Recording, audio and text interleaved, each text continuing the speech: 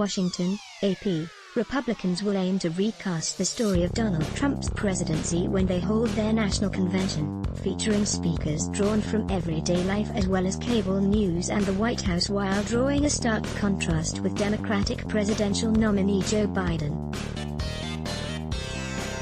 Trump is looking to shift his campaign away from being a referendum on a presidency ravaged by a pandemic and economic collapse and toward a choice between vastly different visions of America's future. Reshaping the national conversation around the race has taken on greater urgency for Trump, who trails in public and private surveys as the coronavirus continues to ravage the nation's economy and his re-election chances.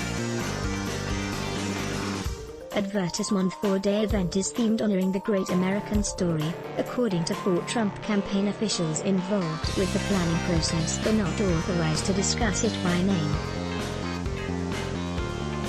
The convention will feature prominently a number of well-known Trump supporters, including members of the Trump family, but also those whom the GOP say are members of the silent majority of Americans who have been aided by Trump's policies. Some have been silenced by a cancel culture pushed by Democrats, the campaign officials said. Where Democrats highlighted Republicans who crossed party lines to back Biden as an indictment of Trump's leadership, the GOP lineup will primarily feature figures on the conservative media circuit with the hope that they can deliver red meat for the president's loyal supporters, though planners say they will feature some people who did not vote for Trump in 2016. Planners insist they will put forward a more positive convention than Democrats' roasting of Trump, yet the president also appears intent on trying to seize on the nation's cultural divides, particularly around issues of racial injustice and policing, drawing on grievances to motivate his base. The officials outlined the campaign plans to the Associated Press on the condition of anonymity to discuss the emerging schedule. The opening night Monday will highlight the land of promise, aiming to show how Trump helped renew the American dream. Featured speakers include South Carolina Senator Tim Scott, who will deliver the coveted closing speech of the televised prime-time block, former ambassador to the UN. Nikki Haley, presidential son Donald Trump Jr., staunch congressional defenders Reps. Matt Gaetz of Florida and Jim Jordan of Ohio, and Republican National Committee Chairwoman Ronna McDaniel.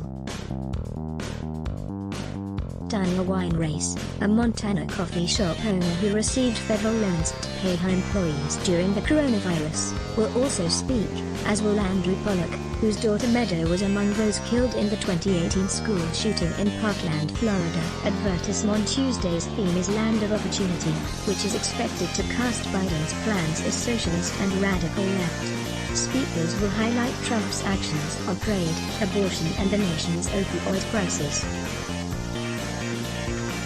Secretary of State Mike Pompeo will address Trump's foreign policy record, an unusual foray into domestic politics by the nation's top diplomat, and Trump children Eric and Tiffany Trump will also speak. Another speaker will be Nicholas Sandmann, who as a student at a Catholic high school in Kentucky gained national attention last year for his interaction with a Native American man during demonstrations in Washington. Media commentary in the aftermath of the viral video from the interaction depicted the students as racially insensitive. Sandmann and the Native American man, Nathan Phillips, later said they were both trying to diffuse tensions among conflicting groups that converged at the Lincoln Memorial. First Lady Melania Trump will deliver the marquee address of the night from a newly renovated White House Rose Garden. Wednesday, themed Land of Heroes will feature a raft of conservative personalities including South Dakota Girl, Pretty Known, White House Counselor Kellyanne Conway, former Acting Director of National Intelligence Richard Grenell, Representative Lee Zeldin of New York and presidential daughter-in-law Lara Trump. Clarence Henderson, a civil rights figure from the 1960s, is also on deck to address the true meaning of peaceful protest, planners said, as Trump plans to highlight police officers amid a nationwide call for policing reform after the May death of George Floyd in police custody. Vice President Mike Pence will deliver the keynote Wednesday from Baltimore's Fort McHenry, which inspired the Star-Spangled Banner in 1814. To highlight Trump's opposition to professional athletes who protest racial injustice by kneeling during the national anthem. Speakers on the final night, themed Land of Greatness, will include Alice Johnson, the criminal justice advocate whose sentence on drug crimes was commuted by Trump at the urging of celebrity Kim Kardashian, Karl and Marcia Mueller, the parents of human rights activist Kayla Mueller, who died while being held by the Islamic State group in Syria, and evangelist Reverend Franklin Graham. Trump's personal attorney, former New York Mayor Rudy Giuliani, whose attempts to dig up dirt in Ukraine on Biden's family were at the center of the president's impeachment last year, will also address the final night of the convention. Republican congressional leaders Senator Mitch McConnell of Kentucky and Representative Kevin McCarthy of California and Democrat-turned-Republican Rep.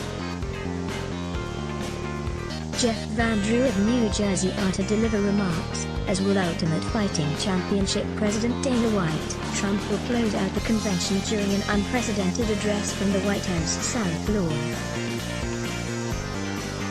Ivanka Trump, his daughter and senior advisor who is set to introduce him, will speak from an elaborate stage in front of the executive mansion. The move has drawn criticism from Democrats and ethics groups, who argue that Trump is violating the spirit, if not the letter, of federal law by using the White House grounds to stage his convention.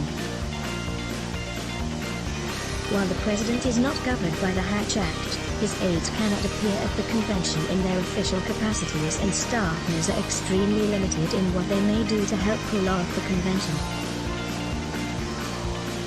Planners insist they are following all ethics rules. Plans for the GOP event have rapidly come together over the last 6 weeks, since it became apparent to the party that Trump could not hold an in-person convention at his backup site at Jacksonville, Florida. Trump was forced to move most of the convention out of Charlotte, North Carolina, the original host city, because of restrictive state coronavirus precautions.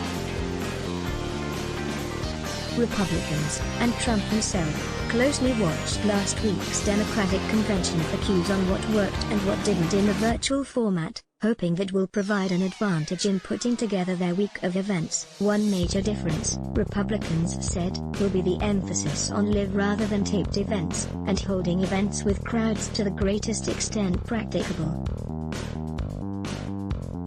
Trump repeatedly criticized Democrats' reliance on pre-taped videos, rather than live addresses, saying Tuesday, live, by the way, is always much more exciting.